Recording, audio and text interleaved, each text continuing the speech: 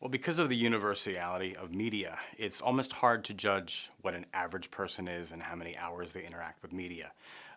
This could be anywhere from a few hours a day collectively, all the way up to every single waking moment. Because as you know, some people wake up with smartphones and go to bed and they have their smartphone right next to them. So it is affected by people's level of interest in the media, what topics that they're caring about at the time, but also it's affected by things like geography and access. How much readily available media is there to people? So it all depends, everything from a few hours all the way up to every single moment. Some studies have shown that children in particular interact with media and some type of medium up to 10 hours of their day. So it depends on where you are, what you're interested in, and how much access you have.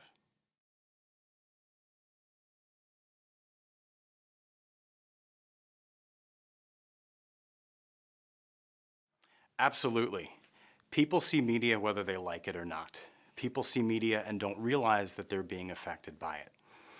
24/7, we are bombarded by messages from various sources, different types of media, radio, television, film, internet access, and depending on your level of interest shows how much you will connect with a particular media outlet. If you think about the concept of cognitive dissonance, where people tend to stay away from information that they don't find that aligns with their attitudes, there's a flip side to that. So if people are interested in a particular topic, they frequent those media that feature those topics more often. People could also be limited to media by their jobs. So if they're in a job situation where they have to disconnect from access for hours at a time, like a doctor or somebody like that, then they're disconnected from that particular world and have a tendency to reconnect as soon as they possibly can. So it depends again on access and the people's jobs and their functions and their level of interest.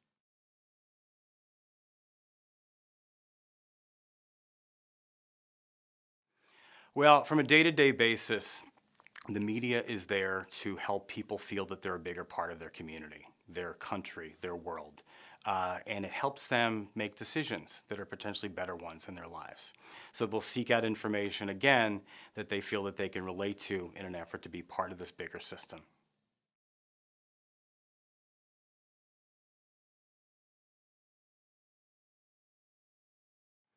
One of the main positive effects of interacting with the media is the ability to be educated, and education is power. It's power to be informed, it's power to make better decisions in your life, and to be a much bigger part of a community. It's also a way to be connected to people that you would not necessarily know from all over the world.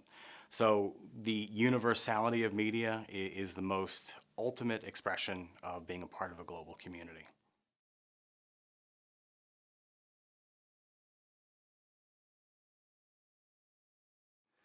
One of the things that everyone interacting with the media should consider is the quality of the particular media outlet. Because of technology, there's an easy way for anybody that would like to put up messages online, so to speak. So remember, look at quality media outlets as opposed to somebody that may be just sharing an opinion. They may have the same opinion as you, but it doesn't mean that they're following any kind of journalistic integrity or journalistic style. There's also an issue of oversaturation of messaging.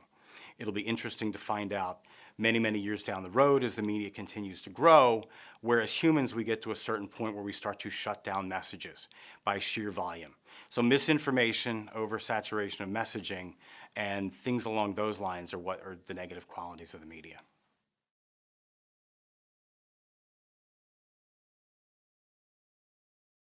Well, there are things that have not changed about the media over time and things that have changed. So let's look at what's been constant the whole time.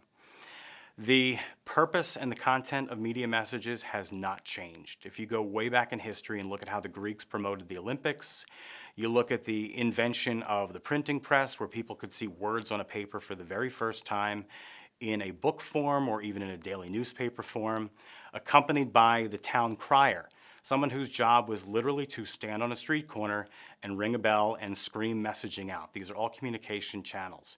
At their core, the media wants to inform. They want to educate. They also want to persuade. That has not changed over many thousands of years. What has changed is the delivery mechanism. It's gotten quicker, it's gotten faster, and it's gotten instantaneous. So we're going to see a continued evolution of these delivery mechanisms, but the intent of the media has always been the same.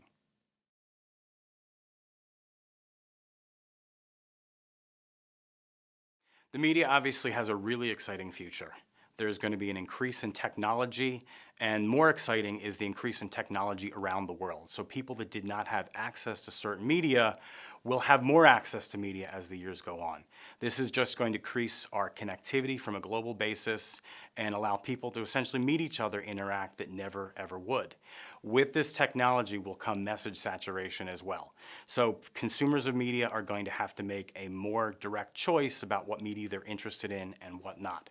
And one thing that no matter where you are around the world and what kind of media that you encounter and engage, you need to know to make sure your own mind and your own attitudes and your own frame of reference on the world, and use the media as a tool for information and not a basis to make decisions specifically on somebody else's thoughts. Use your own mind and have it better your own world and your own life.